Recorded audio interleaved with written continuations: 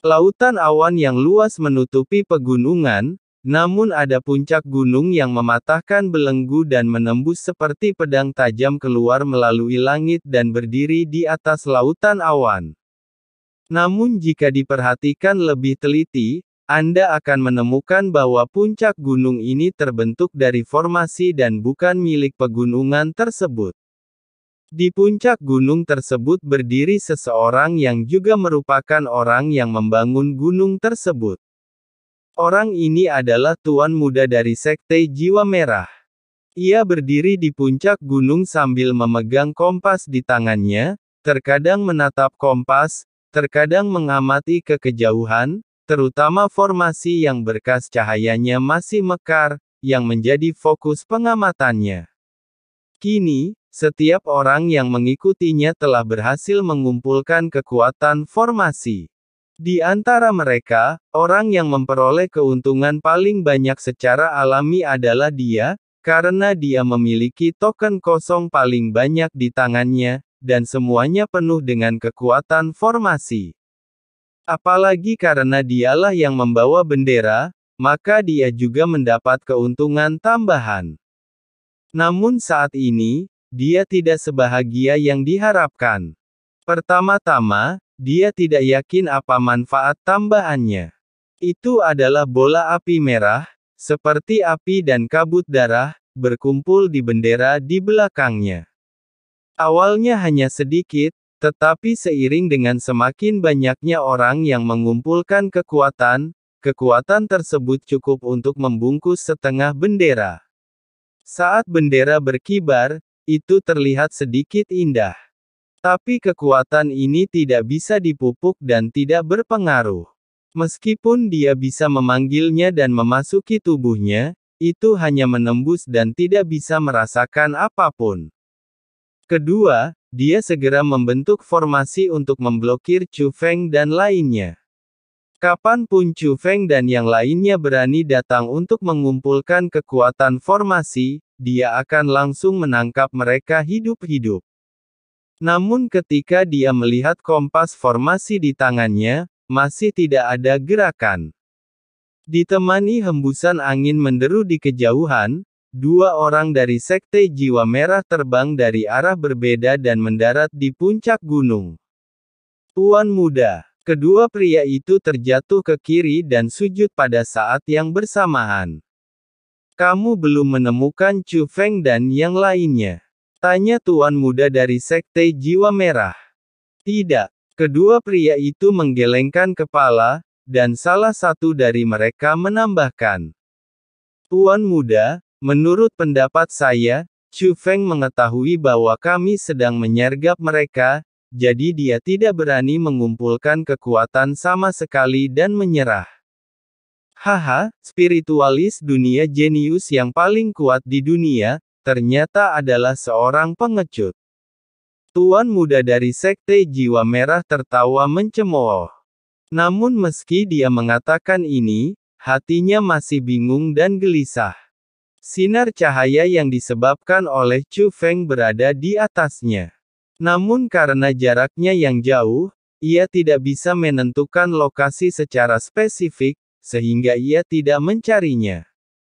Saya pikir Chu Feng pasti akan datang ke sini setelah mengumpulkan kekuatan, tetapi Chu Feng belum melangkah ke area ini. Jika Chu Feng benar-benar tidak berani datang, lalu mengapa dia membuat token? Selain itu, meskipun Chu Feng tidak berani datang, wanita alam dewa sejati dari ras kuno sepertinya tidak takut padanya. Sambil mengumpulkan kekuatan, dia juga mengobrol dengan junior dari Istana Suci Tujuh Alam tentang Chu Feng. Itu beritanya. Chu Feng tidak hanya asli, dia memang orang yang cakap, dan dia juga sangat licik. Dia adalah karakter yang sulit dihadapi. Kabar ini benar-benar membuatnya resah. Gemuruh. Dan pada saat ini, langit dan bumi bergetar. Melihat ke atas, sebuah gerbang penghalang besar muncul di kehampaan. Karena gerbang penghalang ini sangat besar, seperti lubang besar di kehampaan. Orang-orang di seluruh dunia dapat melihat dengan jelas tidak peduli apa tingkat kultivasi mereka atau di mana mereka berada. Di dataran di dunia luar angkasa ini, terdapat penghalang tersembunyi, dengan lebih dari 300 orang berkumpul di dalam penghalang tersebut. Qin Xuan, Yuan Yanri, termasuk Zhao Zuyin dan yang lainnya datang ke tempat berkumpul yang disediakan oleh Chu Feng. Hanya Chu Feng yang belum tiba. Namun mereka tidak khawatir pada awalnya karena mereka percaya pada kemampuan Chu Feng. Saya merasa Chu Feng baru saja mengumpulkan kekuatan. Bagaimanapun, dia memiliki banyak token kosong di tangannya, dan semuanya memiliki kualitas terbaik. Namun kemunculan gerbang penghalang kini membuat mereka sedikit cemas. Sekalipun mereka memiliki token yang mengandung kekuatan dahsyat di tangan mereka, mereka akan menderita kerugian besar jika melewatkan kesempatan tersebut. Jangan khawatir, pintu ini hanya bisa dimasuki dan tidak bisa keluar saat ini. Ini hanya pintu masuk, bukan pintu keluar. Ketika semua orang sedikit cemas, suara Chu Feng datang dari kejauhan menyaksikan bahwa Chu Feng mendekat, berdiri di depan semua orang. Chu Feng, apakah kamu sudah selesai? Qin Xuan buru-buru melangkah maju dan bertanya. Selesai. Chu Feng tersenyum dan sangat puas. Begitu banyak token, apakah semuanya sudah dikumpulkan? Qin Xuan bertanya. Iya, Chu Feng tersenyum dan mengangguk. Oke, apa yang harus kita lakukan sekarang? Haruskah kita memberi mereka pelajaran? Lagi pula, para junior kuno itu sangat sombong sebelumnya. Saya tidak sabar untuk memberi tahu mereka bahwa kekuatan yang mereka kumpulkan jauh lebih rendah dari kita. Begitu Qin Xuan mengatakan ini, banyak junior setuju. Ya, mereka telah mempersulit kita selama ini, dan sekarang kita harus memberi tahu mereka betapa kuatnya kita. Meskipun budidaya mereka terbatas, kekuatan yang dikumpulkan dari token di tangan mereka membuat mereka penuh percaya diri. Bahkan tuan muda dari Sekte Jiwa Merah di alam dewa sejati tidak takut lagi pada mereka. Sedangkan bagi yang lain, mereka bahkan lebih percaya diri dalam menghadapinya. Pernahkah Anda memikirkan sebuah pertanyaan? Mengapa kita diizinkan mengumpulkan kekuatan yang begitu kuat di sini? Untuk memungkinkan kita menghancurkan formasi. Untuk memungkinkan kita memiliki kemampuan melindungi diri kita sendiri. Ada kemungkinan bahwa kita akan menghadapi keberadaan yang menakutkan nanti, seperti monster formasi yang menakutkan itu takut.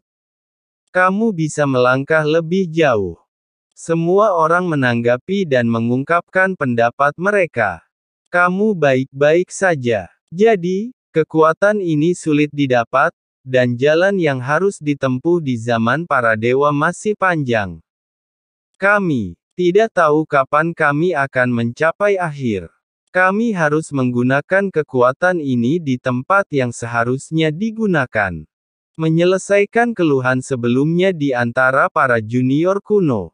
Adapun para junior kuno di sini, mereka saat ini tidak menimbulkan masalah bagi kita, dan kita tidak perlu memprovokasi mereka. Bahkan menurutku, bahkan jika mereka memprovokasi mereka, kita dapat mengabaikan mereka, karena mereka tidak layak membiarkan kita menggunakan kekuatan ini. Jangan lupa, tujuan kedatangan kita ke sini adalah untuk menjelajahi zaman para dewa ini, bukan untuk bertarung dengan orang lain. Kata Chu Feng. Apa yang dikatakan pahlawan muda Chu Feng masuk akal. Kami bertindak berdasarkan dorongan hati kami sendiri. Semua orang mengangguk, dan mereka semua setuju dengan kata-kata Chu Feng. Bahkan Qin Xuan mengaguminya dan tidak bisa menahan diri untuk tidak menghela nafas. Saudara Chu Feng masih memiliki gambaran keseluruhan tentang situasinya. Saya sangat malu. Saya sangat malu. Dia sangat mengagumi ketenangan Chu Feng, karena setelah dia memperolehnya kekuatan ini, pikiran pertamanya adalah memberi pelajaran pada junior kuno. Tapi sekarang kalau dipikir-pikir, Chu Feng benar. Meskipun kekuatan ini kuat, tidak bisa disia-siakan. Adapun Chu Feng, dia mengangkat kepalanya dan melihat ke gerbang penghalang. Dia telah menemukan bahwa pergerakan gerbang penghalang yang tampaknya sederhana sebenarnya menyembunyikan sebuah rahasia. Pada saat yang sama, di luar zaman para dewa, gerbang penghalang besar menuju zaman para dewa telah ditutup. Tidak ada kesempatan untuk masuk sekarang. Namun, kekuatan agung dari penghalang itu tidak menghilang, melainkan membentuk cermin yang sangat luas. Badan cermin sangat besar sehingga jauh lebih besar dari dunia yang lebih besar. Ini seperti bulan terang besar yang tergantung di langit. Belum lagi mereka yang mendekati zaman dewata, meski jauh, orang dengan kemampuan observasi tertentu masih bisa melihat dengan jelas.